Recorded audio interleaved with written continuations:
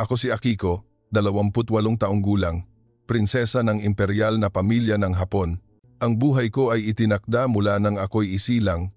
Bawat hakbang ay dapat perpekto, alinsunod sa mahigpit na ritual ng korte mula sa paglakad, pagsasalita, hanggang sa ngiti na kailangang sukatin ang antas ng paggalang, hindi labis, hindi kulang. Lumaki ako sa isang tahimik na palasyo na napapalibutan ng mga sinaunang pader na bato at mga hardin na maingat na inayos. Lahat sa aking Hapon ay disiplina, katumpakan, at marangal na kagandahan na minana sa mahabang panahon.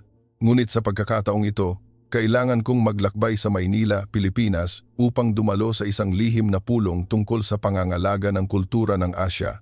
Ito ay isang misyon na itinalaga sa akin ng imperial na pamilya bilang kinatawan ng kabataan ng royal family. Hindi ako lubos na sumasang-ayon. Sa katunayan, ayaw ko talagang pumunta. Sa aking paningin, ang Pilipinas ay isang magulong bansa, puno ng tao, traffic at mainit at maalinsangang hangin na nagpapadikit sa balat. Nabasa ko ang mga balita tungkol sa problema sa trapiko, politikang hindi tiyak, at mga larawan ng siksikang turista sa mga palengke sa gabi. Hindi ito isang lugar na nararapat para sa isang royal family na tulad namin. Ang aming Hapon ay may sistema ng transportasyon na on-time at eksakto, may kalinisan na walang kapintasan, at kapayapaan na nagpapaliwanag sa isip. Ngunit doon, hindi ko maisip kung ano ang haharapin ko. Ang Royal Plane ay lumapag sa Ninoy Aquino International Airport bandang hapon. Sinalubong ako kaagad ng mainit at maalinsangang hangin pagkabukas pa lang ng pinto ng eroplano. Parang sinampal ako sa mukha. Ang halumigmig sa hangin ay nagpasimula ng paglundo ng aking maingat na inayos na buhok. Agad akong nagreklamo sa isip.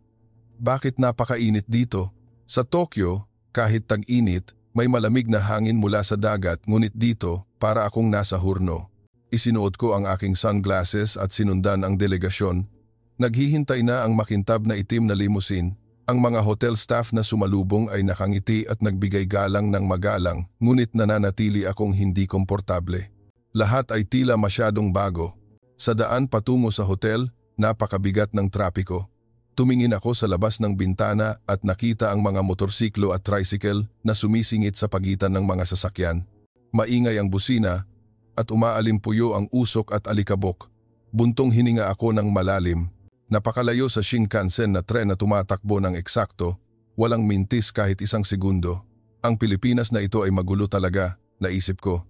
Paano makakapag-organisa ang isang developing country na tulad nito ng isang high-level na pulong? Inakala ko na magkakaroon ng maliliit na problema sa daan tulad ng blackout o mabagal na serbisyo, ngunit kailangan kong magtiis para sa tungkulin ng royal family. Ang aking tirahan ay isang marangyang 5-star na hotel sa tabi ng Manila Bay. Ang aking suite ay malawak, pinalamutian ng sining Filipino na hinaluan ng moderno. Umupo ako sa sofa, nagtanggal ng sapatos, at tiningnan ang tanawin ng baybayin. Sa labas, may mga bangka na umaandar, maingay ang makina. Umiling ako, kawalang ayusan na naman. Kinuha ko ang telepono at sinuri ang email mula sa imperial na korte. May mensahe na nagpapaalala na mag-ingat sa seguridad sa Maynila dahil sa mga balita ng maliliit na krimen. Ngumiti ako ng mapait sa aking sarili. Oo nga, isang bansang tulad nito.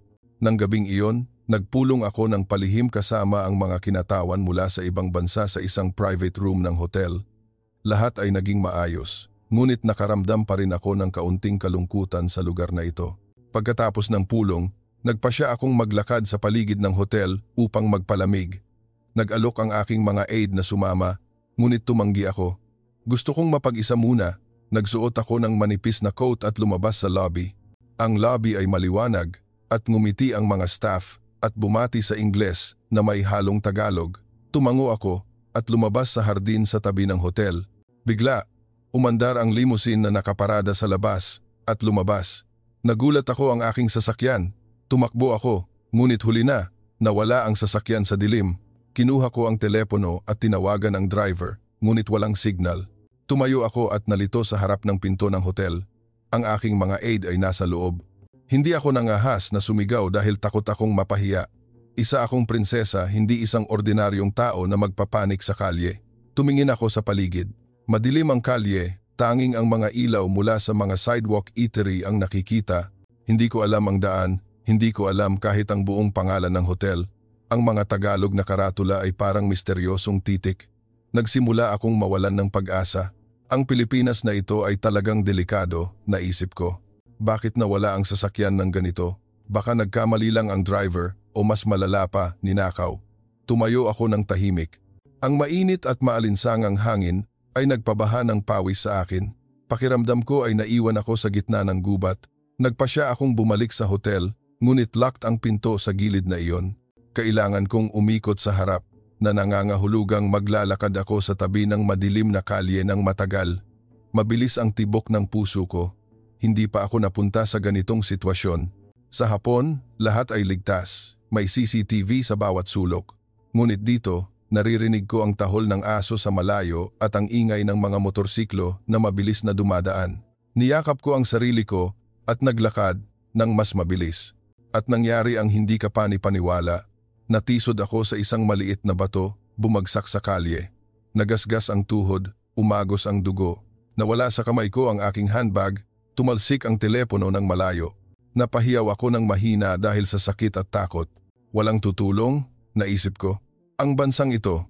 Ngunit pagkatapos, may isang lalaking nakasakay sa motorsiklo ang dumaan. Agad siyang huminto, bumaba, at tinulungan akong tumayo. Nag-English siya na may Filipino accent.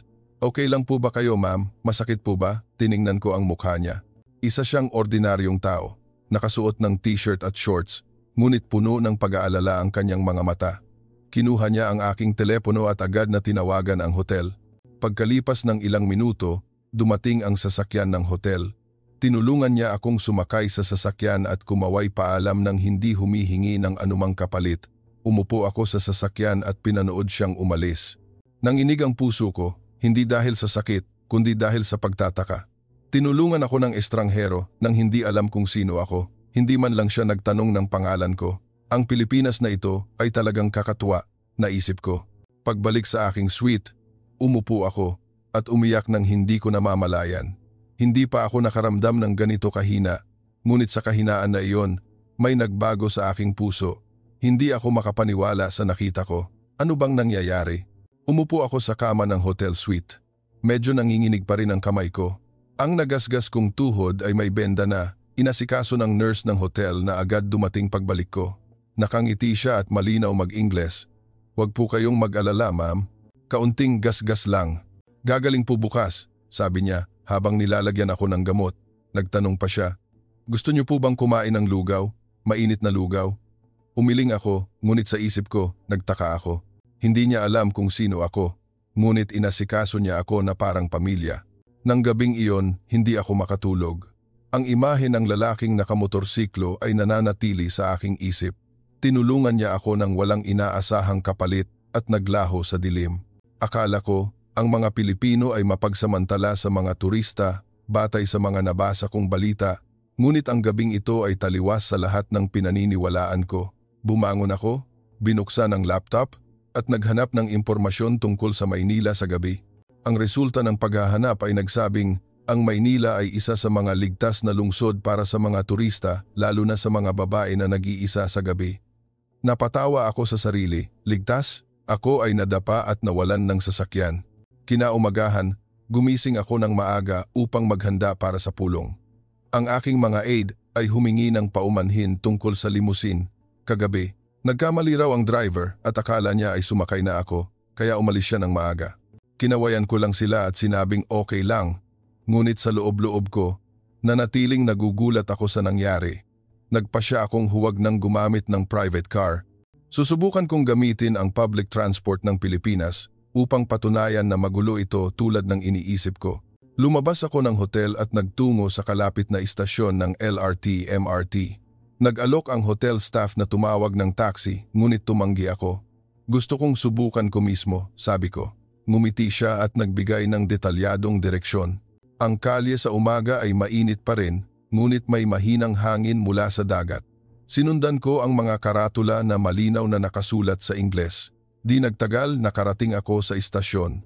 Mas malinis ang istasyon ng LRT-MRT kaysa sa inaakala ko. Ang sahig ay makintab. May automatic ticket machine na sumusuporta sa maraming wika kasama na ang Japanese. Nagulat ako ng kaunti. Nag-click ako upang bumili ng tiket patungo sa istasyon ng Pulong. Napakamura ng presyo kumpara sa subway sa Tokyo. Mabilis gumana ang ticket machine, walang mahabang pila. Umakyat ako sa escalator patungo sa platform. Dumating ang tren ng eksakto, hindi lalampas ng 1 minuto. Sa loob ng tren, malamig dahil sa aircon. Malinis ang upuan, walang masamang amoy. Ang mga pasahero ay nakatayo ng maayos, hindi nagsisiksikan tulad ng takot ko. Tumayo ako, kumapit sa hawakan, at tumingin sa labas ng bintana. Nakita ko ang Maynila mula sa itaas. Ang mga matataas na gusali ay salitan ng mga lumang simbahan at historical site. Mas maganda ito kaysa sa inaakala ko. Nagsimula akong magduda sa sarili ko. Bakit ako nagkaroon ng ganitong prejudice? Ngunit bigla, lumitaw ang unang kapintasan. Pagdating ng tren sa isang istasyon, mabilis na nagsiksikan ang mga tao palabas. Bahagya akong natulak. Muntik nang mawala ang handbag ko. Nagreklamo ako sa isip. Kung ang trapiko sa lupa ay traffic, sa tren naman ay magulo pa rin. Ang Pilipinas na ito ay talagang mahilig sa chaos. Bumaba ako sa huling istasyon at lumabas sa pangunahing kalye upang maghanap ng taxi patungo sa lugar ng Pulong. Ngunit ayaw tanggapin ng taxi ang meter, sinasabing traffic daw. Naasar ako ng kaunti. Ngunit pagkatapos, may isang lalaki na naghihintay din ng taxi ang lumingon at nagsalita. Saan po kayo? Kung traffic, pupwede ko kayong i-book ng Grab, ma'am. Kinuha niya ang telepono at binuksan ang Grab app. Dumating ang sasakyan sa loob ng 3 minuto. Malinis ang sasakyan, malamig ang aircon, magalang ang driver, at nakakapagsalita ng Ingles. At ang mahalaga, mas mura ang presyo kaysa sa limousine kahapon. Sa daan, nakipag-usap ang driver. Mula po kayo sa Japan, ma'am. Welcome po sa Maynila. Totoong traffic po rito pero marami po tayong alternative. Ngumiti siya sa rearview mirror. Nagtanong ako tungkol sa traffic. Ipinaliwanag niya na malaki ang tulong ng app system sa paglutas ng problema at mayroon ding angkas na ligtas para sa maikling distansya. Nakinig ako at nagulat. Mas moderno ang sistemang ito kaysa sa inaakala ko. Sa Japan, mahal ang taxi at kailangan pang mag-abala sa paghahanap. Ngunit dito, isang app lang, tapos na. Dumating ang sasakyan sa lugar ng Pulong sa tamang oras. Bumaba ako at nagpasalamat sa driver. Nagbigay galang siya at umalis. Tumayo ako at tiningnan ang gusali. Ang trapiko na tinuligsa ko kaninang umaga ay nalutas sa pamamagitan ng mabilis at accessible na teknolohiya. Pumasok ako sa conference room. Gulong-gulo pa rin ang isip ko. Nagsimula ang Pulong. Kumpleto ang delegasyon mula sa ibang bansa. Nakaupo ako at nakinig sa presentasyon tungkol sa pangangalaga ng kultura, ngunit lumilipad ang isip ko. Iniisip ang mga nangyari kaninang umaga. Sa break, lumabas ako upang magpahangin. Isang babae mula sa delegasyon ng Indonesia ang lumapit at bumati. Ikaw po ba ang prinsesa mula sa Japan? Nakita ko po kayong sumakay ng LRT kaninang umaga. Komportable po ba? Ngumiti ako ng pilit. Opo. Hindi ko inakala na ganito pala kaganda. Tumawa siya. Iniisip ng mga tao na magulo ang Pilipinas. Ngunit sa totoo lang, advanced ang sistema ng transportasyon dito, lalo na para sa mga hindi alam ang daan. Tumango ako, ngunit sa isip ko, nagsisimula akong mabagabag. Bakit taliwas ang lahat sa aking prejudice? Nang hapong iyon, pagkatapos ng Pulong, nagpasya akong mag-imbestiga pa. Sumakay ako ng MRT patungo sa isang kalapit na shopping mall upang bumili ng mga pasalubong. Ang mall ay malinis at malawak, kasing karangya ng sa Japan. Pumasok ako sa mall na direktang konektado sa istasyon ng MRT ang SM Mega Mall. Narinig ko na ang pangalan nito mula sa mga travel document, ngunit akala ko ay isang ordinaryong mall lang ito para sa mga turista. Ngunit pagpasok ko, natigilan ako. Ang mall ay malawak, maliwanag dahil sa LED lights na nagpapalit ng kulay ayon sa mahinang musika. Ang marmol na sahig ay makintab at nagre-reflect ng aking imahe. May fountain sa gitna na ang tubig ay tumataas at bumababa na parang nagbabale. Tumingin ako sa paligid, nakahanay ang mga world-class brand Gucci, Louis Vuitton, Chanel. Lahat ay tila marangya, hindi nahuhuli sa Ginza sa Tokyo. Naglakad ako patungo sa food section. May malaking food court na nagtitipon ng pagkain mula sa buong mundo. Ngunit ang nakakuha ng atensyon ko ay ang mga authentic na Filipino food stall na may chef na nagluluto ng pagkain ng live sa harap ko. Ang bango ng sinigang at lechon, ay umabot sa ilong ko. Nagutom ako, kaya nagpasya akong umorder. Turo ako sa menu. Ngumiti ang staff at nagsalita sa Ingles na may halong Tagalog. Sinigang na, hipon po, hindi masyadong maanghang? Nagulat ako. Paano niya nalaman ang Tagalog? Ipinaliwanag niya na nagtrabaho siya sa Japan ng ilang taon at bumalik upang magtrabaho dito dahil mas maganda ang Pilipinas kaysa sa bansang pinanggalingan niya. Mabilis na inihain ang pagkain. Ang lasa ay maasim-asim, ngunit balanced. Kumain ako habang nag-iisip. Ang serbisyo dito ay mas perpekto kaysa sa inaakala ko. Lahat ng staff ay nakangiti at tumutulong nang hindi kailangan pang humingi. Kahit nang matapon ko ang inumin ko, mabilis na dumating ang staff upang punasan ng hindi nagrereklamo. Pagkatapos kumain, naglakad ako patungo sa book section. May malaking bookstore, National Bookstore na may puno ng mga aklat na Tagalog at Ingles. Kinuha ko ang isang aklat at umupo sa isang tahimik na sulok. Ngunit dumating na naman ang bagong pagtataka. Tumayo ako upang pumunta sa palikuran. Ang palikuran sa mall ay kasing linis ng sa 5-star na hotel. May cleaning attendant na nakatayo sa bawat palapag. Nagbigay galang siya nang pumasok ako. Mayroon ding hand cream, perfume at high-quality toilet paper ng libre. Tumayo ako at naghugas ng kamay sa salamin, nag-iisip. Tinuligsa ko ang kalinisan ng Pilipinas noon, ngunit mas malinis ito kaysa sa ilang mall sa Japan. Paglabas ng mall, nagpasya akong maglakad sa gabi sa paligid ng Ayala Triangle, Makati. Ang walkway ay puno ng mga fashionable na kabataan, maingay ang musika mula sa mga stall, ang amoy ng street food at barbecue ay lumulutang. Natakot ako na baka delikado dahil narinig ko ang mga balita tungkol sa pickpocketing, ngunit naglakad lang ako, walang nang istorbo. Sa katunayan, ngumiti ang nagbebenta ng prutas at nagtanong, "Bibili ba kayo ng mango? Napakatamis." Umiling ako, ngunit hindi nawala ang ngiti niya. Umupo ako sa isang public bench at pinanood ang mga tao sa paligid. Naglalakad ang mga pamilyang Pilipino na magkahawak kamay. Ang mga kabataan ay nagse-selfie. Ang mga dayuhang turista ay nakangiti. Lahat ay tila masaya. Kinuha ko ang telepono at sinuri ang oras 10 PM na, ngunit ang kalye ay maliwanag pa rin at ligtas. Akala ko, delikado ang Maynila sa gabi, ngunit sa gabing ito, nag-iisa akong naglalakad ng walang takot. May mga tourist police na nagpapatrolya paminsan-minsan, malinaw mag-Ingles. Sumakay ako ng MRT pabalik sa hotel. Tumatakbo pa rin ang tren ng normal kahit gabi na. Kakaunti ang pasahero, ngunit nananatili itong maayos. Umupo ako at tumingin sa labas ng bintana. Nakita ko ang mga ilaw mula sa mga skyscraper na nagpapailaw sa buong lungsod. Nagsimulang kumalma ang puso ko. Ngayon, puro magagandang bagay lang ang nakita ko. Maginhawang transportasyon, marangyang mall, mabait na serbisyo at hindi inaasahang kaligtasan sa gabi. Ngunit nagdududa pa rin ako sa sarili ko. Baka ang nakita ko ngayon ay isang maliit na bahagi lang ng Pilipinas. Nabasa ko ang maraming negatibong balita, problema sa trapiko, problema sa lipunan. May mga kapintasan pa rin, sigurado. Hindi ako dapat maniwala ng madali. Isa akong prinsesa, kailangan kong maging discerning. Pagbalik sa hotel, naligo ako at humiga. Ang pagod ay nagdulot ng mahimbing na tulog, ngunit sa aking panaginip, nakita ko ang isang malaking Philippine Eagle na nakatayo sa gitna ng Maynila. Inangat nito ang pakpak na parang bumabati sa akin. Nagising ako ng umaga. Gulong-gulo pa rin ang isip ko. Ngayon ang huling araw ng pulong, gumising ako ng maaga at bumaba upang mag-almusal sa hotel buffet. Sari-sari ang pagkain, may Japanese at Filipino. Sinubukan ko ang lugaw, masarap at malambot. Ngumiti ang waitress at nagtanong, "Masarap po ba?" Tumango ako, "Masarap po." Tuwang-tuwa siya, parang pinuri ko ang kanyang pamilya. Sa pulong, iprinisinta ko ang tungkol sa pangangalaga ng kulturang Japanese. Pinuri ako ng ibang delegasyon, ngunit ang isang kinatawan mula sa Pilipinas ay nagsalita, "Sa Japan, may tea ceremony, pero sa Pilipinas, mayroon kaming bayanihan at mga tradisyon na kasing ganda." Ngumiti siya at nagkuwento. Nakinig ako at nagkaroon ng interes.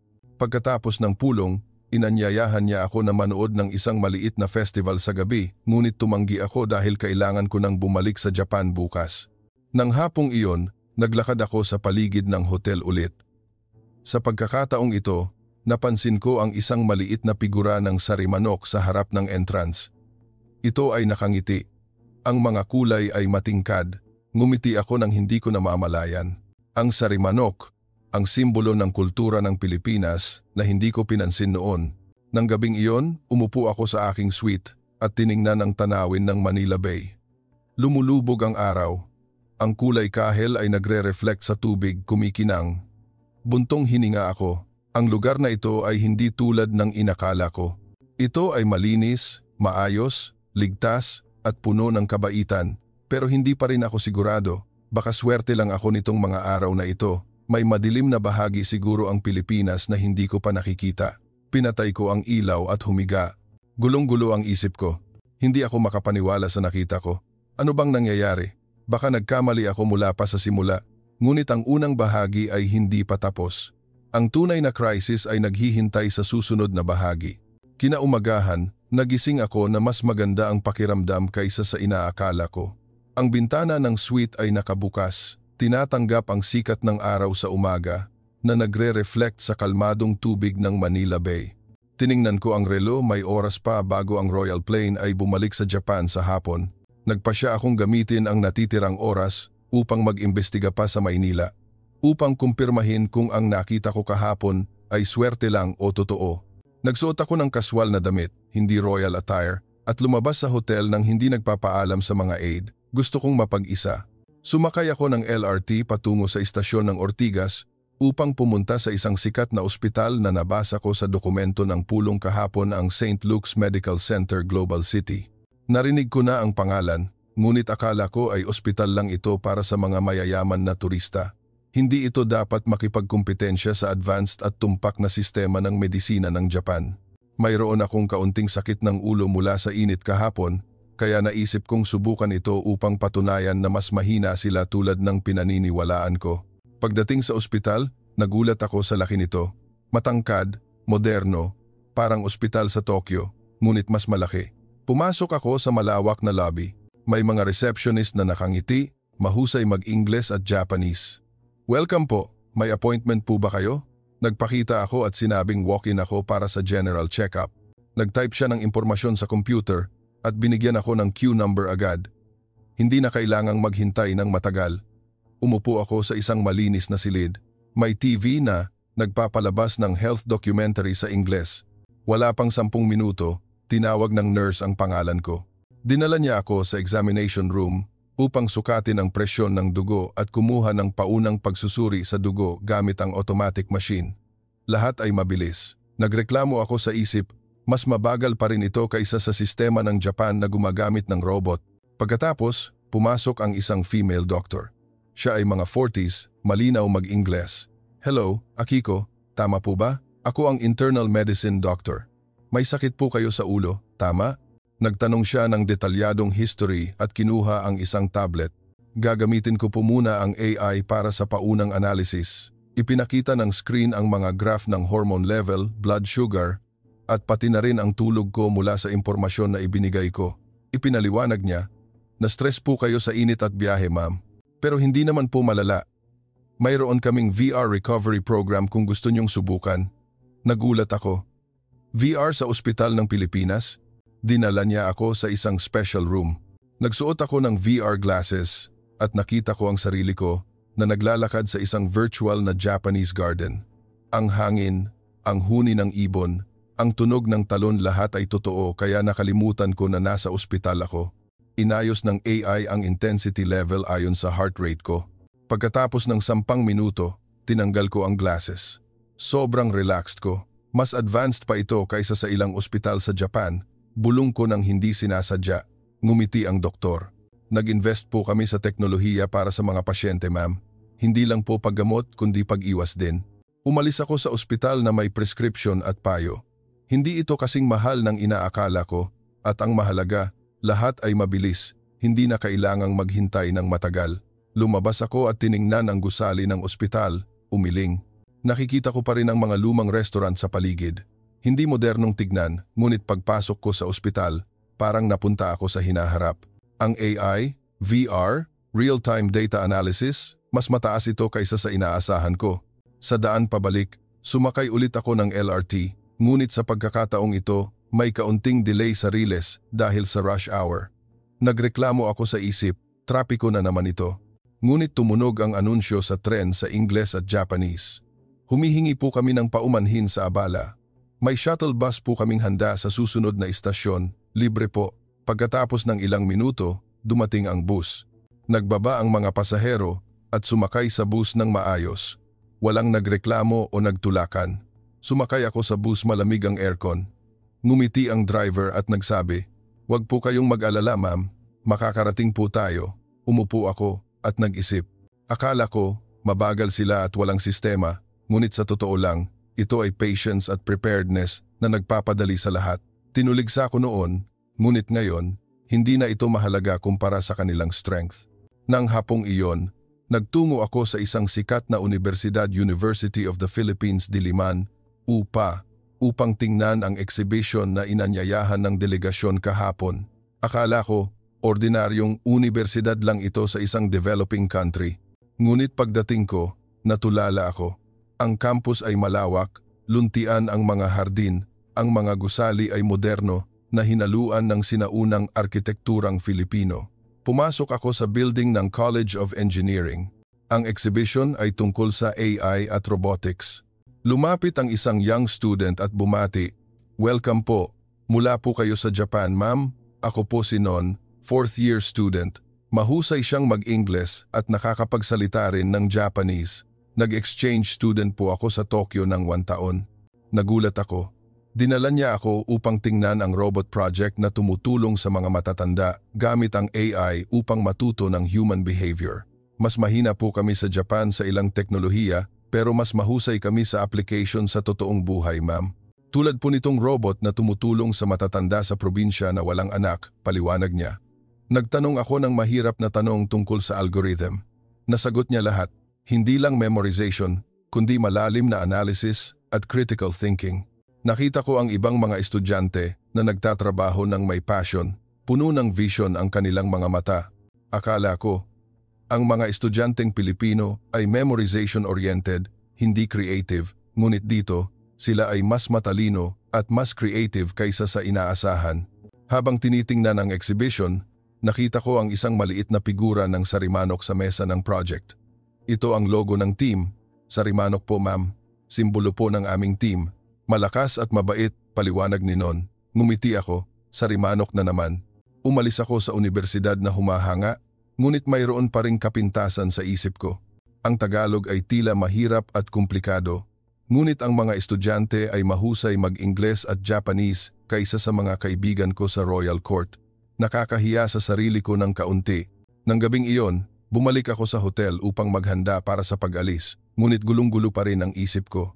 Ngayon, nakita ko ang advanced na teknolohiya ng medisina at ang talent ng kabataang Pilipino na mas mataas sa akin. Unti-unting nagbubukas ang aking mga mata, ngunit hindi ko pa rin alam na ang tunay na crisis ay naghihintay sa akin.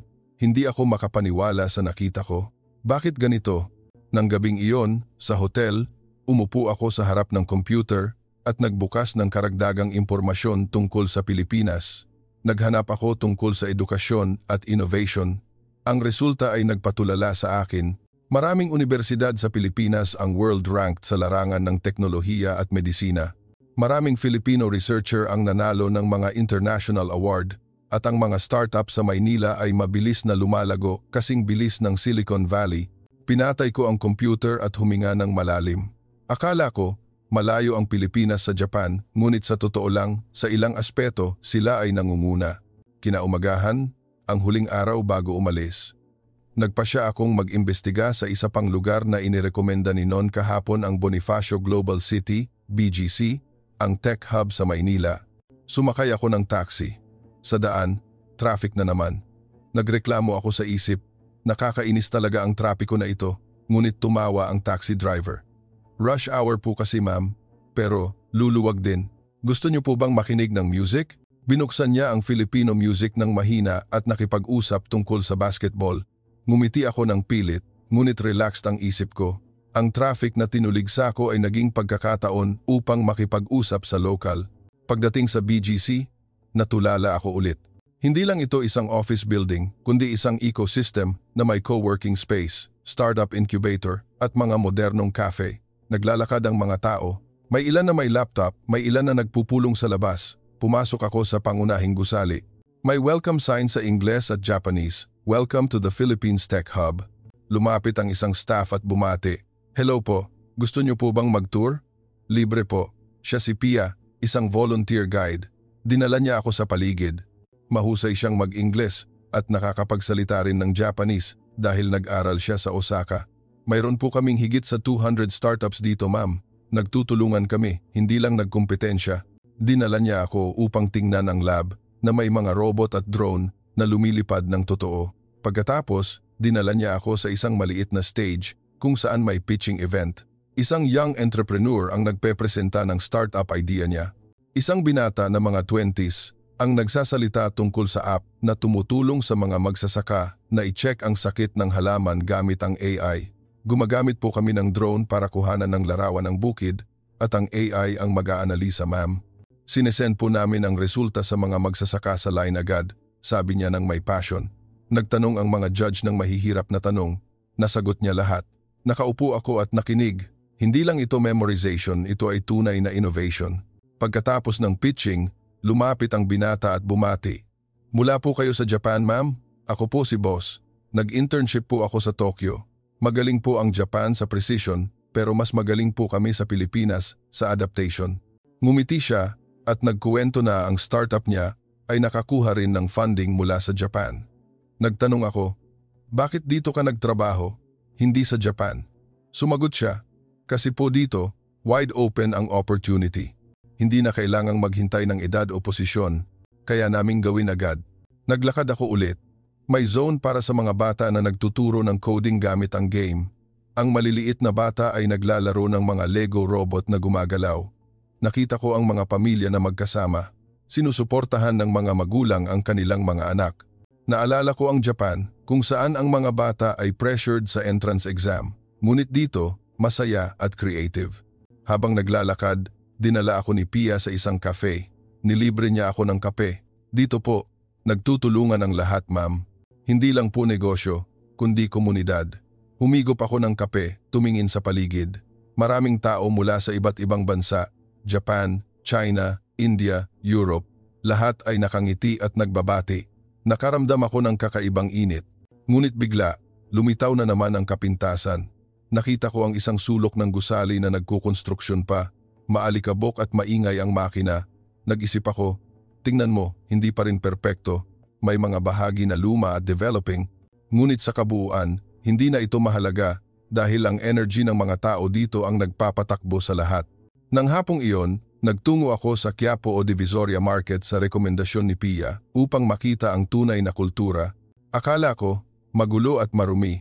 Ngunit pagdating ko, ang market ay malawak, may higit sa 1,000 stalls, ngunit malinaw na inayos sa mga zone. Hindi magulo, tulad ng inakala ko. Nakangiti ang mga nagbebenta, masaya ang tawaran. Bumili ako ng souvenir, isang inukit na kahoy na sari-manok. Sabi ng artisan, "Sari-manok po, ma'am. Simbolo po ng Pilipinas, malakas, ngunit mabait." Naglakad ako ulit. Nakita ko ang maraming dayuhang turista na bumibili, ngunit walang naloloko. Tapat ang mga nagbebenta. Sinubukan kong tumawad. Tumawa siya at binawasan ang presyo nang hindi nagagalit. Bumili ako ng Filipino silk upang ipasalubong sa Royal Court. Nang gabing iyon, sumakay ako ng Airport Express train papuntang Naiya upang sumakay ng eroplano pabalik. Sa daan, tumingin ako sa labas ng bintana. Nakita ko ang Maynila na maliwanag dahil sa mga ilaw sa gabi. Puno ang puso ko ng mga imahe ng advanced medical technology, creative startups, matatalinong estudyante, at mainit na kabaitan. Ngunit may tanong pa rin sa isip ko. May asma ako mula pa noong bata. Kung mag-atake ito dito, ano ang mangyayari? Akala ko, hindi handa ang sistema ng Pilipinas, ngunit pagkatapos makita ang ospital, baka hindi. Naghihintay na ang Royal Plane. Umakyat ako, umupo sa marangyang upuan. Nagtanong ang aide, "Nag-enjoy po ba kayo, ma'am?" Ngumiti ako, higit pa sa inaakala ko. Umalis ang eroplano. Tumingin ako sa ibaba sa lupa ng Pilipinas na unti-unting lumiliit. Hindi ko alam na hindi ito isang pamamaalam, kundi simula ng isang serye ng mas matinding pagtataka. Hindi ako makapaniwala sa nakita ko, ngunit nangyari nga ang hindi ka pani-paniwala. Umalis ang Royal Plane mula sa Naiya. Nakaupo ako at nakatingin sa labas ng bintana. Ang mga ilaw ng Maynila ay unti-unting naglalaho sa dilim. Ang puso ko ay puno pa rin ng mga imahe mula sa huling 2 araw. Ospital na gumagamit ng AI para i-analyze ang sakit sa isang iglap. Mga startups na binata na kasing profesional ng mga CEO. Mga estudyante na mas mahusay mag-Japanese kaysa sa akin. Unti-unting kinakain ng lahat ang aking prejudice. Ngunit nananatili akong nagdududa. Baka maganda lang ang Pilipinas sa ilang aspeto, ngunit sa mga mahahalagang bagay tulad ng kalusugan, may asma ako mula pa noong bata. Kung bigla itong umatake, sigurado akong hindi kasing handa ng sistema nila sa Japan. Habang lumilipad, nakaramdam ako ng kaunting pag-ipit sa dibdib. Masyadong tuyo ang hangin sa eroplano. Uminom ako ng tubig at sinubukan na mag-relax. Ngunit unti-unting lumalakas ang pakiramdam na hihirapan akong huminga, sumisikip ang dibdib. Pinindot ko ang call button ng flight attendant. Agad siyang dumating. May problema po ba, ma'am? Bulong ko. Asthma attack. Namutla siya, ngunit kalmado. Sandali po. Mayroon po kaming equipment, pero lumilipad po ang eroplano sa ibabaw ng dagat. Kailangang mag-emergency landing sa pinakamalapit. Agad na nag-anunsyo ang pilot. Dahil sa emergency passenger, magla-landing po kami sa Ninoy Aquino International Airport. Tatagal po ng 45 minuto. Nagulat ako. Babalik na naman kami sa Pilipinas. Mabilis na dinala ng aking aide ang inhaler. Ngunit alam kong hindi ito sapat. Hingal na hingal ako. Mabilis ang tibok ng puso. Lumabo ang lahat. Naisip ko, ito na. Ang Pilipinas na ang magpapatunay sa sarili. Kung hindi maganda ang sistema nila, baka hindi ako mabuhay. Malambot ang paglapag ng eroplano. Bumukas ang pinto. May ambulance na naghihintay kasama ang medical team. Dinala ako sa stretcher. Nagsuot ng mask ang head nurse at nagsalita sa Ingles. Alam po namin ang history nyo sa sistema. May asthma po kayo. May allergy sa ilang gamot, tama? Tumango ako. Agad silang nagbigay ng iniksyon at oxygen. Hindi na nagtanong ng paulit-ulit. Lahat ay mabilis, parang nag-rehearsal. Humagibis ang ambulance papunta sa SLMC GC na pinuntahan ko kahapon. Maingay ang siren, ngunit nagbigay daan ang mga sasakyan. Nakahiga ako at nakatingin sa kisame ng sasakyan. Umaagos ang pawis, ngunit ang medical team sa sasakyan ay gumagamit ng tablet na konektado sa real-time data. Bumababa ang CO2. Lakasan ang oxygen, sabi nila sa isa't isa. Hindi nagpapanik. Pagdating sa ospital, naghihintay ang emergency room. Agad na dumating ang doktor na nakita ko kahapon. Akiko, may data na po kami tungkol sa inyo sa sistema. Nag-aanalisa na po ang AI.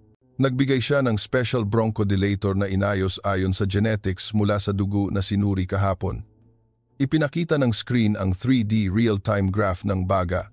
Attack po ito mula sa stress at tuyong hangin. Gagamit po kami ng nebulizer na may halong Filipino traditional herbs na mabilis magbawas ng inflammation.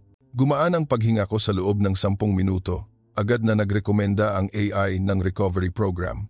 Bukas, ma'am, makakaya nyo na pong maglakad ng normal, sabi ng doktor. Nakahiga ako sa private ICU room, malinis, moderno, may bintana na nakatingin sa Manila Bay. Ang team of nurses ay nagpapalit-palit tuwing oras. Nagpapagaan sila ng loob. Huwag po kayong mag-alala, ma'am. Aalagaan po namin kayo. Nang gabing iyon, nag-isip ako. Tinuligsa ko noon ang sistema ng Pilipinas na mabagal at hindi handa, ngunit ngayong gabi, lahat ay mas mabilis kaysa sa Japan. Ang data ay konektado sa buong sistema. Ang emergency response ay sa loob lang ng ilang minuto.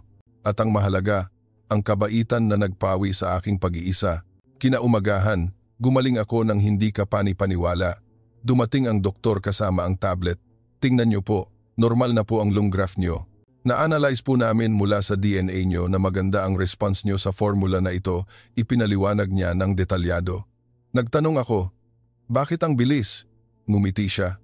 Gumagamit po kami ng big data mula sa milyon-milyong pasyente.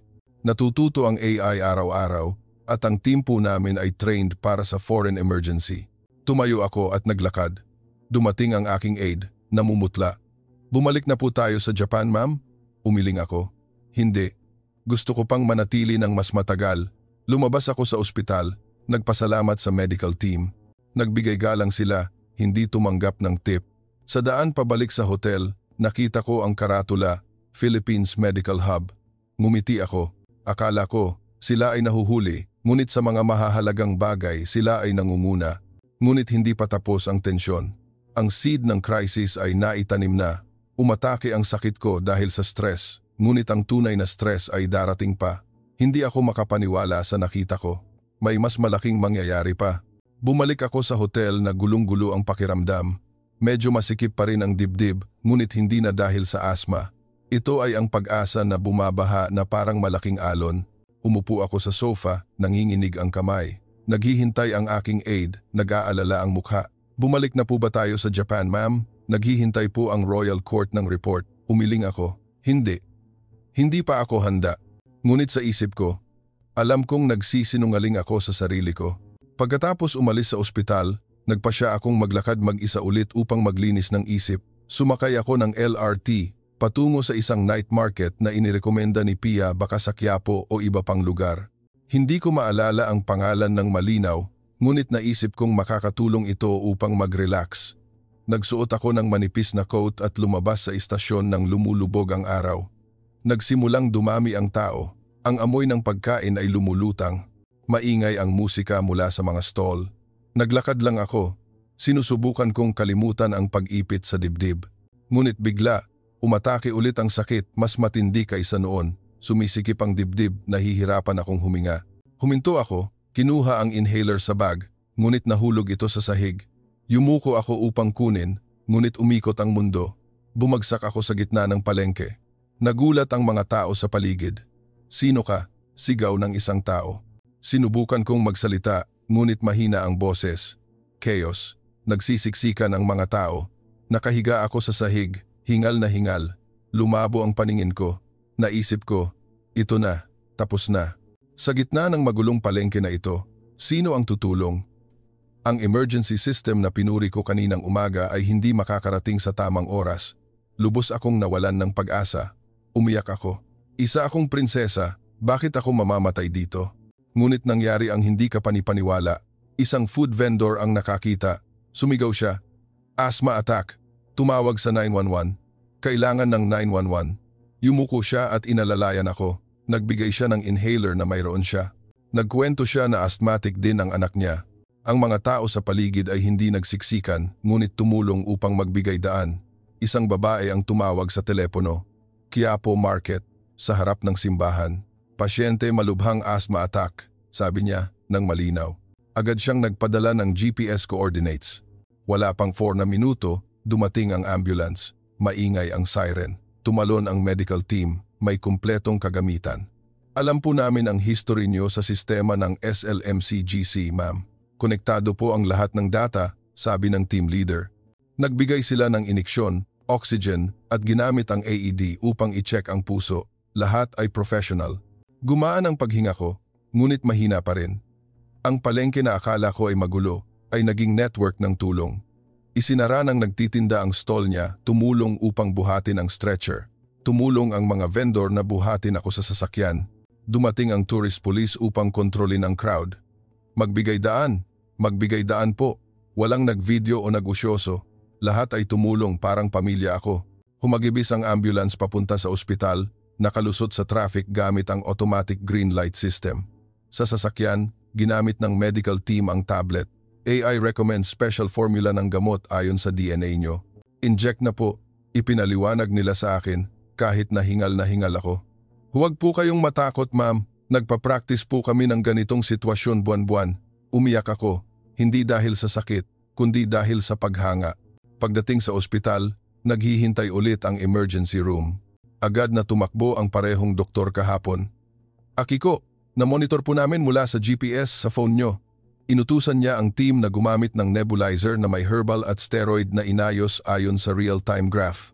Ipinakita ng malaking screen ang 3D lung ko. Bumababa ang inflammation sa harap ng aking mga mata. Sa loob ng 10 minuto, bumalik sa normal ang paghinga ko. Humiga ako sa ICU room ulit, ngunit sa pagkakataong ito, hindi na ako natatakot. Ang team of nurses ay nagpapalit-palit at nagpapagaan ng loob. Ang lakas niyo po, ma'am, at nalampasan niyo ang crisis. Nagtanong ako, bakit ang bilis? Sumagot siya, Ang emergency system po ng Pilipinas ay konektado sa ospital, airport, police at pati na rin sa app sa phone ng mga tao. Nagre-react po ang AI at nagpapadala ng team ng maaga. Marami na po kaming nailigtas na buhay na tulad nyo. Nang gabing iyon, dumating ang aking aide, namumutla. Inutusan po ng Royal Court na umuwi na po kayo agad, ma'am. Ngunit umiling ako. Sinabi kong ligtas ako at kailangan kong matuto pa. Tumingin ako sa labas ng bintana. Nakita ko ang figura ng sarimanok sa hardin ng ospital. Inangat nito ang pakpak na parang nagbibigay lakas. Lahat ng kapintasan na mayroon ako, ang traffic, ang gulo ng palengke, ang init, ang mahirap na wika ay naglaho na. Ang mabilis na life-saving system, ang kabaitan mula sa mga estranghero, ang teknolohiya na mas mataas sa akin ito, ang nagpakita sa akin na hindi mahalaga ang lahat ng kahinaan. Umiyak ako ng mag-isa sa banyo, luha ng hiya, masyado akong mayabang. Ang Pilipinas ay hindi mas mababa, ngunit sa usapin ng buhay at pagkatao, sila ay mas dakila kaysa sa nakilala ko. Ngunit nangyari na naman ang hindi ka pani-paniwala. Bumukas ang pinto ng room, pumasok ang doktor kasama ang tablet. Akiko, may magandang balita po. Na-analyze na po namin ang buong DNA nyo. May genetics po kayo na maganda ang response sa traditional Filipino medicine na hinaluan ng moderno. Kung mananatili po kayo ng isa pang araw, magagaling po namin kayo ng 90%. Natulala ako. Ang crisis na akala ko ay papatay sa akin ay naging pagkakataon upang gumaling. Hindi ako makapaniwala sa nakita ko. Ngunit ngayon, naniniwala na ako. Nakahiga ako ng tahimik sa kama ng ospital, tinitingnan ng malinis na puting kisame na nagre-reflect ng sikat ng araw sa umaga.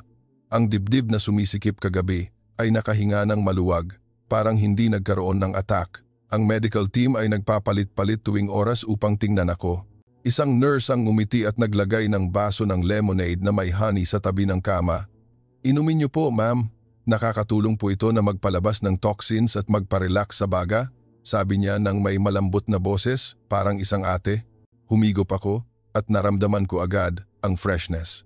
Pumasok ang attending physician kasama ang tablet na nagpapakita ng lung graph ko kulay berde. Congratulations, ma'am. Mas mabilis po kayong gumaling kaysa sa inaasahan ng AI.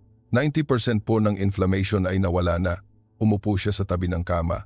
Tiningnan niya ako ng seryoso. Nalampasan po ninyo ang critical point dahil sa sistema namin, ma'am, pero ang mas mahalaga ay ang puso nyo. Hindi po kayo nagpanik ng sobra. Nakatulong po ito upang gumana ng mas mahusay ang gamot. Umiyak ako. Akala ko po mamamatay ako sa gitna ng palengke. Takot na takot po ako, sabi ko nang nanginginig ang boses. Ngumiti ang doktor at hinawakan ang kamay ko ng mahina. Dito po, walang namamatay ng nag-iisa, ma'am. Ang palengke na akala nyo ay magulo ay isang network ng buhay. Nagtutulungan po ang mga Pilipino, hindi dahil sa tungkulin, kundi dahil sa kabaitan. Huminto siya sandali. Alam niyo po ba, ang emergency system namin ay konektado sa ospital, airport, police at pati na rin sa app sa phone ng mga tao. Nang bumagsak po kayo, nagpadala ng signal ang app ng mga tao sa paligid. Nakarating po kami sa loob ng 4 na minuto. Natigilan ako. Ang mga imahe ng night market ay bumalik, ang vendor na nagbigay ng inhaler, ang mga vendor na nagbigay daan, ang pulis na nagkontrol sa crowd. Walang nakakaalam na ako ay isang prinsesa, ngunit tinulungan nila ako na parang pamilya. Tinuligsa ko ang kanilang kaguluhan, ngunit ng gabing iyon, ang kaguluhan ay naging lakas. Maraming salamat po, sabi ko nang nanginginig ang boses. Tumango ang doktor. Huwag po kayong magpasalamat. Ito po ang ginagawa namin araw-araw. Tumayo siya. Bukas po, makakalabas na po kayo. Pero kung gusto niyo pong matuto pa, may recovery program po kami na may Filipino yoga at herbal medicine. Gagaling po kayo ng 100%. Naghihintay ang aking aide sa harap ng room. Nang ikuwento ko, namutla siya.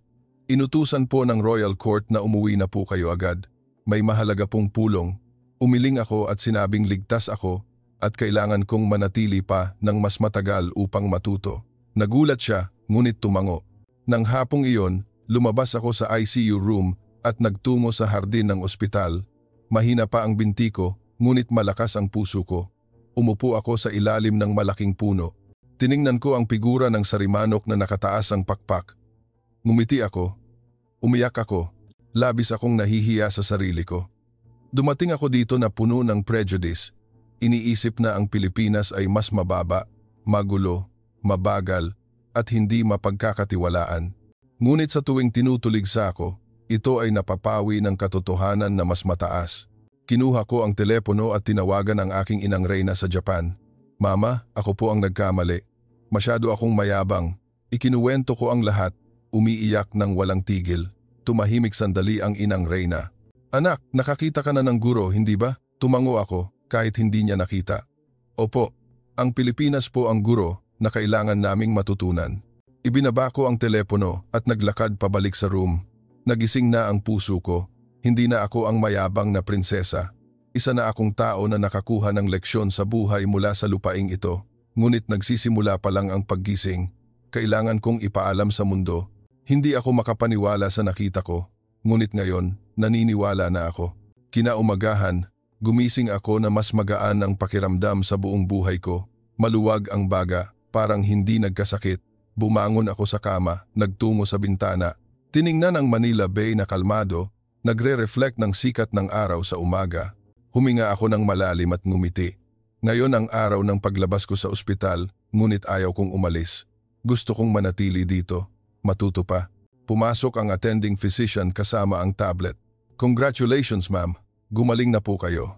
Perpekto na po ang lung graph, inabot niya ang dokumento. Ito po ang report. Na-analyze na po namin ang buong DNA nyo.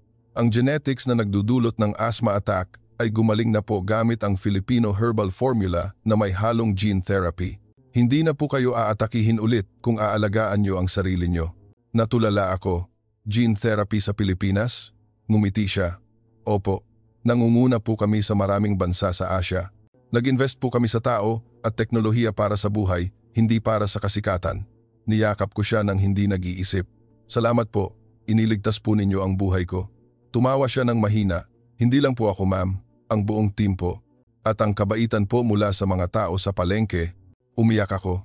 Akala ko, mabagal sila at walang sistema, ngunit sa totoo lang, ito ay katumpakan na nagmumula sa puso. Nag-impake ako, naghanda para umalis sa ospital. Naghihintay ang aide, ngunit sinabi ko, mananatili pa ako ng isang araw upang magpasalamat sa lahat. Tumango siya. Naglakad ako sa isang maliit na conference room ng ospital kung saan nagtipon ang medical team. Tumayo ako sa harap at nagsalita ng may matatag na boses. Ako si Akiko mula sa royal family ng Japan. Dumating ako dito na mayabang, iniisip na mas mababa ang Pilipinas, ngunit pinatunayan po ninyo sa akin na nagkamali ako. Tumahimik ang silid. Huminto ako sandali. Umiyak ako. Ang Pilipinas po ang guro na kailangan naming matutunan. Ang sistema ng medisina, ang kabaitan, ang mga tao, ang teknolohiya na nagliligtas ng buhay, mas mataas po ito kaysa sa nakita ko sa Japan ng ilang beses. Nagpalakpakan ang medical team. Isang doktor ang nagsalita. Salamat po ma'am, pero nagde-develop pa po kami. Hindi po kami perpekto. Ngumiti ako. Opo, baka hindi perpekto ang Pilipinas sa lahat ng bagay, tulad ng traffic at init. Pero sa pinakamahalagang bagay, kabaitan, katalinuhan, at life-saving system, na lampasan po ninyo kami. Yumuko ako, nagbigay galang sa paraang Filipino. Salamat po. Nang hapong iyon, nagtungo ako sa night market kung saan ako nadapa kagabi upang magpasalamat sa mga tumulong. Naglakad ako papunta sa food stall ng lalaking iyon. Nakatayo siya, nagbebenta. Agad niya akong nakilala. Gumaling na po kayo ma'am? Yumuko ako at nagpasalamat. Salamat po, iniligtas po ninyo ang buhay ko. Ngumiti siya nang nahihiya. Okay lang po. Kami po ay Pilipino, nagtutulungan po kami palagi. Inabot ng vendor sa tabi ang prutas. Kainin niyo po, libre. Umiyak ako ulit. Naglakad ako ulit. Nakita ko ang mga bata na naglalaro. Kinuha ko ang sarimanok na inukit na binili ko kahapon at inabot sa isang bata. Ang sarimanok po ay malakas at mabait anak. Ngumiti ng malawak ang bata. Naisip ko, ang sarimanok ay ang motif na sumunod sa akin sa buong biyahe. Mula sa figura sa ospital hanggang sa logo sa universidad. Ito ang Pilipinas, malakas, ngunit may awa. Nang gabing iyon, umupo ako sa tabi ng Manila Bay kasama si Non, ang estudyante na nakilala ko sa unang araw. Dumating siya ayon sa aming appointment. Ang laki po ng pinagbago niyo ma'am, sabi niya. Ngumiti ako. Oo, tinuligsa ko ang inyong bansa, ngunit ngayon, mahal ko na dito. Ikinuwento ko ang lahat. Nakinig siya at nagsalita. Hindi po kami perpekto, ma'am. Marami po kaming problema pero nagsisikap po kaming mag-develop at ang kabaitan po ang energy namin. Tumango ako. Ipapaalam ko sa mundo. Kailangang matuto ang royal family ng Japan mula sa Pilipinas. Kinuha ko ang telepono at nag-short video clip ipinadala sa Royal Court. Ang Pilipinas ay hindi lang kapitbahay, kundi isang role model. Nang gabing iyon, umupo ako sa hotel room at sumulat ng liham sa emperador. Ang Pilipinas po ang nagturo sa akin na ang kadakilaan ay wala sa pagiging perpekto, kundi sa kabaitan at pagsisikap. Kailangan po nating magpakumbaba upang matuto. Pinatay ko ang ilaw at humiga ng may kalmadong puso. Nagising na ako. Ang Pilipinas ay ang tunay na miracle. Hindi ako makapaniwala noon. Ngunit ngayon, naniniwala na ako sa lahat. Kinaumagahan, ang huling araw sa Maynila. Gumising ako ng maaga. Madilim pa ang langit, ngunit may mahinang kulay rosas na liwanag. Nagsuot ako ng ordinaryong damit, hindi royal attire, at lumabas sa hotel ng nag-iisa. Gusto kong damhin ang lupaing ito sa huling pagkakataon bago umalis. Sumakay ako ng tricycle. Ngumiti ng malawak ang driver. Saan po tayo, ate? Sumagot ako. Naiya po, pero pwede po bang dumaan muna sa Intramuros? Tumango siya. Oo naman po, dadalhin po kita sa shortcut. Sa daan, dumaan kami sa kalye na traffic noon, ngunit ngayon ay maluwag. Tumingin ako sa labas. Nakita ko ang mga Pilipino na gumigising ng maaga, nag-ehersisyo sa tabi ng dagat, nagtitinda ng almusal sa isa't isa. Ang amoy ng kape at lugaw ay umabot sa ilong ko. Nakipag-usap ang driver, mula po kayo sa Japan, ma'am? Gusto niyo po ba ang Pilipinas? Ngumiti ako. Gusto ko po. Binago po nito ang buhay ko. Tumawa siya. Salamat po, bumalik po kayo ulit. Pagdating sa Intramuros, pumasok ako sa historical area. Nagtanggal ako ng sapatos at naglakad nang nakayapak sa malamig na sahig na bato. Tiningnan ko ang mga sinaunang pader at simbahan. Lumuhod ako, yumuko at nagdasal. Salamat po at binigyan niyo ako ng pagkakataon na matuto. Umiyak ako. Nakita ko ang figura ng sarimanok na nagbabantay. Inangat nito ang pakpak, parang nagbibigay basbas. Ngumiti ako.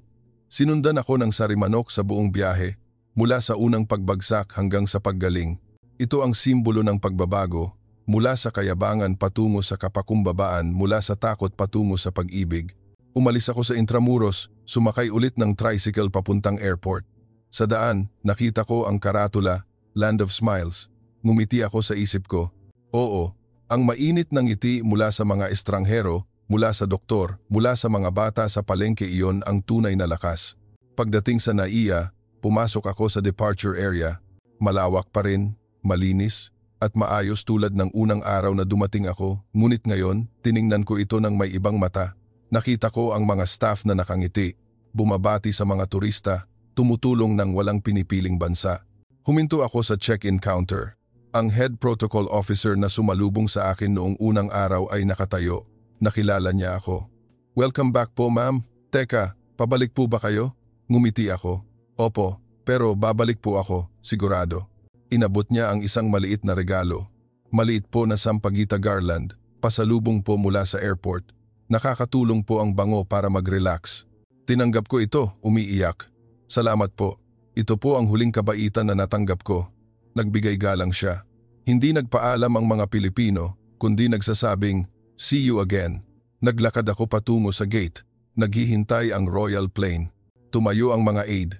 Lumingon ako at tiningnan ang airport sa huling pagkakataon. Nakita ko ang mga pamilyang Pilipino na nagkikisan, ang mga dayuhang turista na nakangiti at nagkukuha ng larawan. Nakita ko ang sistema na gumagana parang relo, ngunit puno ng puso. Sumakay ako sa eroplano, umupo sa aking upuan. Kinuha ko ang garland at inamoy. Ang mahinang bango ay nagpakalma sa puso ko. Umalis ang eroplano. Tumingin ako sa ibaba sa lupa ng Pilipinas na unti-unting lumiliit. Maliwanag ang Maynila kahit sa umaga. Buntong hininga ako, hindi dahil sa panghihinayang, kundi dahil sa pakiramdam na puno. Kinuha ko ang notebook at sumulat ng liham sa Royal Court. Ang Pilipinas ay hindi isang perpektong bansa. May traffic, may init, may maliliit na problema, ngunit sa pinakamahalagang bagay, kabaitan, katalinuhan, at life-saving system, sila ay dakila. Kailangan nating matuto mula sa kanila ng may kapakumbabaan. Lumipad ang eroplano sa ibabaw ng ulap. Tiningnan ko ang sarimanok na inukit na binili ko sa palengke. Nakangiti ito sa aking kamay. Ngumiti ako pabalik. Ang sarimanok ay ang motif na sumunod sa akin sa buong biyahe, mula sa unang pagbagsak hanggang sa paggaling. Ito ang Pilipinas malakas sa kabaitan. Paglapag sa Tokyo, lumabas ako. Naghihintay ang media. Ngumiti ako at nagsalita sa mic. Nagpunta po ako sa Pilipinas para sa pulong, ngunit bumalik ako na may leksyon sa buhay. Ang Pilipinas po ay ang miracle na kailangan nating matutunan. Kumalat ang balita sa buong Japan at sa mundo. Nag-organisa ang Royal Court ng special meeting upang matuto mula sa Pilipinas. Ako ay naging tulay sa pagitan ng dalawang bansa. At alam ko na babalik ako sa Pilipinas ulit, hindi bilang prinsesa, kundi bilang isang mapagpakumbabang estudyante. Ang Pilipinas ay hindi perpektong bansa, ngunit ito ay isang dakilang bansa sa pinakamahalagang bagay. Hindi ako makapaniwala sa nakita ko noong unang araw. Ngunit ngayon, naniniwala na ako sa lahat. At ito ang simula ng isang pangmatagalang pagkakaibigan.